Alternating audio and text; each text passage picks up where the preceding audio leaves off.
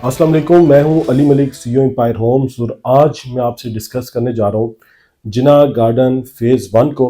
और जिना गार्डन को इस वीडियो में हम डिटेल से डिस्कस करेंगे, प्लॉट्स के रेट भी डिस्कस करेंगे, लोकेशन को भी डिस्कस करेंगे।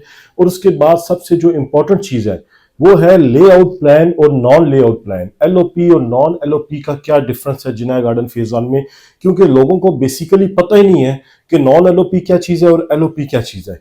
Basically non LOP non possession चीज नहीं है, पोजेशन चीज है। मगर उसमें और एलओपी में थोड़ा सा डिफरेंस है। इस डिफरेंस को भी हम डिस्कस करेंगे। मगर डिस्कस करने से पहले मेरी आपसे रिक्वेस्ट है कि अगर अभी तक आपने मेरा चैनल सब्सक्राइब नहीं किया तो प्लीज इसको सब्सक्राइब कर लें, ताकि रियल स्टेट के मुतालिक लेटेस्ट वीडियोस और इंफॉर्मेशन आपको घर बैठ के मिलती रहे। तो आता हूं मैं अपने टॉपिक की तरफ, जिना गार्डन फेज़ 1 की तरफ। जिना गार्डन की अगर हम लोकेशन को देखें तो मेन हाईवे रोड के ऊपर बेसिकली गुलबर्ग आप क्रॉस करते हैं और उससे आप आगे जाते हैं तो लेफ्ट साइड पे जिना गार्डन फेज़ 1 है। बेसिकली दो रास्ते हैं, एक पैलेस का रास्ता स्टार्ट हो रहा है और एक नेवल इनकरेज का जो पुल है वहां से भी आप आगे जाते हैं तो उसकी प्रॉपर एंट्रेंस बनी हुई है। बड़ी प्यारी सोसाइटी है। ज्यादा जो क्वांटिटी में इस सोसाइटी में प्लॉट्स हैं वो 30-60 के हैं। और आप ये कह लें कि एक अच्छी खासी आबादी है जो अंदर रह रही है, कमर्शियल्स बने हुए हैं, लोग एक अच्छी जिंदगी पुरसुकून जिना गार्डन में गुजार रहे हैं। जिना गार्डन के इर्द गिर्द की सोसाइटीज की जब आप रेट्स को कंपेयर करते हैं जिना गार्डन फेज़ 1 के साथ तो बहुत ही बड़ा डिफरेंस मौजूद है। जिस वजह से अगर आपने घर बनाना है उसके लिए भी जिना गार्डन बहुत अच्छी है, और अगर आपने इन्वेस्टमेंट करनी है तो उसकी वजह से भी अभी रेट में ग्रोथ कैपेसिटी मौजूद है।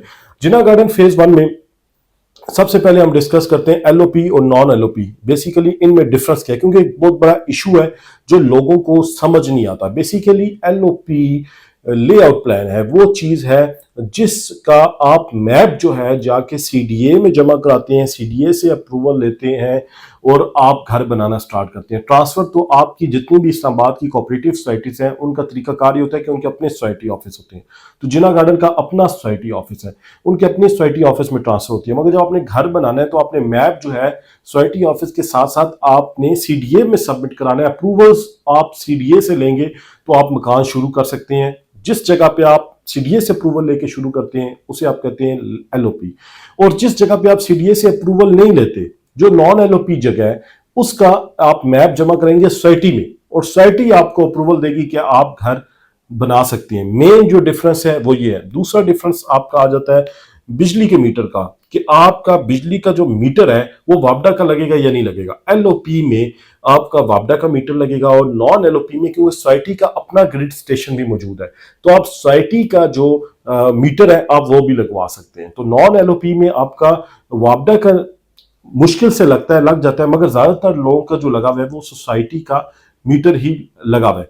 उसमें सोसाइटी का अपना ग्रिड स्टेशन है तो ऑलमोस्ट रेट जो है, जो इलेक्ट्रिसिटी कॉस्ट है वो सेम है, कोई इतना बड़ा उसमें डिफरेंस नहीं है।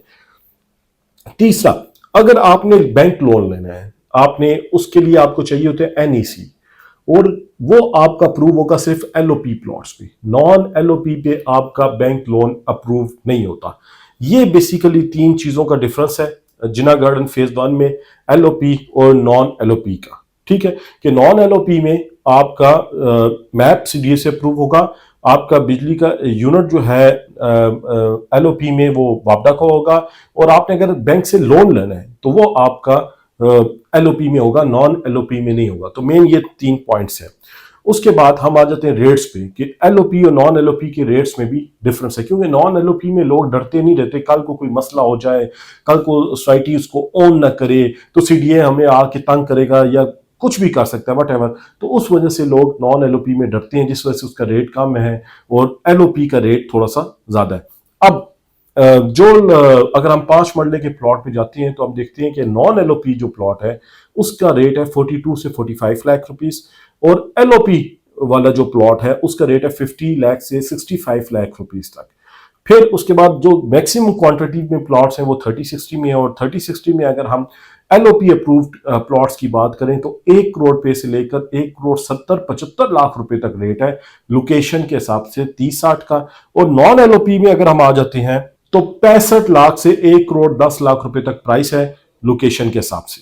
10 मरला के जितने भी प्लॉट्स हैं वो एलओपी वाले हैं, 2 करोड़ से 2 करोड़ 10 लाख रुपए तक उनकी प्राइस है। 40-80 भी जितने प्लॉट्स हैं 2.25 करोड़ से 2.5 करोड़ रुपए तक प्लॉट्स के रेट्स हैं और एलओपी वाले ही प्लॉट्स हैं। कनाल के प्लॉट 2 करोड़ 75 लाख से 3 करोड़ रुपए 10 लाख तक हैं, लोकेशन के हिसाब से सब एलओपी वाली प्लॉट्स हैं, मगर इनकी क्वांटिटी बहुत कम है। 35, 70, 40, 80 और कनाल के प्लॉट्स की क्वांटिटी बहुत कम है। ज्यादा जो क्वांटिटी है वो 30, 60 की है, 25, 50 की भी रीजनेबल है, मगर इनकी 35, 70, 40, 80 और कनाल के जो प्लॉट्स हैं इनकी क्वांटिटी बहुत कम है। फिर उसके बाद मैं आपसे जिना गार्डन के कमर्शियल प्लॉट्स को डिस्कस कर रहा हूं। देखिए कमर्शियल प्लॉट के डिफरेंट साइजेस हैं, 30 बाई 30 भी है, 30 बाई 40 भी है, 30 बाई 35 भी है, 30 बाई 40 भी है, तो डिफरेंट साइजेस हैं।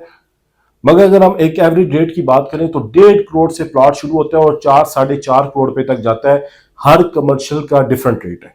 अब जो कमर्शियल सेंटर है उसमें एक है JCC 1, फिर आता है JCC 2, फिर आता है मेन सिविक सेंटर, फिर आता है शाहीन कमर्शियल, उसके बाद आता है फातिमा कमर्शियल और उसके बाद आता है तौसीफ एरिया कमर्शियल। ये सारे कमर्शियल एरियाज हैं जहां पे कमर्शियल प्लॉट्स मौजूद हैं। आप प्लॉट लेते हैं और उन पे आप अपने बिल्डिंग बना सकते हैं और एक अच्छा रेंट आउट आप कर सकते हैं। तो वो लोग जो जिना गार्डन में किसी भी साइज का प्लॉट लेना चाहते हैं, हमारे बड़े अच्छे टीम मेंबर हैं जो जिना गार्डन को 24 घंटे डील कर रहे हैं। आप जब भी विजिट करना चाहते हो आप विजिट कर सकते हैं। आपको प्रॉपर एक ब्रीफिंग दी जाएगी, आपको समझाया जाएगा और आपको एक अच्छा प्लॉट दिखाया जाएगा। तो वो लोग जो एम्पायर होम्स पे ट्रस्ट करते हैं, एम्पायर होम्स के दिए हुए ऑफिशियल नंबर पे कॉल करें, हमारे टीम मेंबर आपसे राब्ता करेंगे, आपको डिटेल देंगे, विजिट कराएंगे। उसके बाद आप वाकई कहेंगे कि जो आपकी रिक्वायरमेंट थी उस रिक्वायरमेंट को हम पूरी कोशिश करेंगे कि अच्छे तरीके से फुलफिल करें। तो आज ही हमारे दिए हुए ऑफिशियल नंबर पर लाजमी कॉल करें। Thank you.